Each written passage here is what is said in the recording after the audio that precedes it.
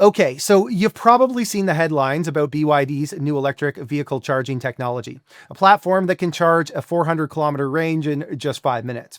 So you might be asking, why isn't BYD in Canada? Well, it all comes down to a high stakes game of tug of war between the US and China, where Canada is somehow the knot in the middle. Let me bring you up to speed. BYD, the Chinese electric vehicle manufacturer, sold more EVs globally than anyone else in 2024. They were all set to enter Canada last year, filing paperwork, meeting with dealers, and dreaming of charging stations coast to coast. But then Canada slapped a 100% tariff on Chinese EVs at the direction of the US, and BYD hit the brakes.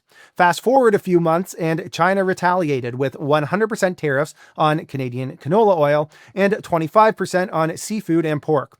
Oh, and they executed 4 Canadians allegedly involved in the drug trade, against Trudeau's wishes. Now, Canada's in a tough spot with Trump's tariffs and China digging in from the east. It's fair to assume Canada might have to cozy up to Beijing, something that will probably make Trump even angrier.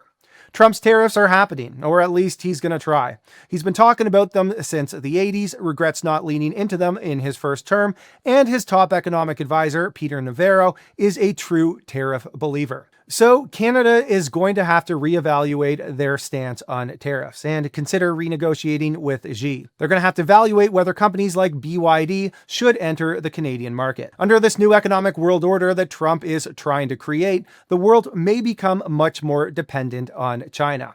And as much as most Canadians don't like the US right now, Canada will have to choose between two paths, neither of which is particularly attractive.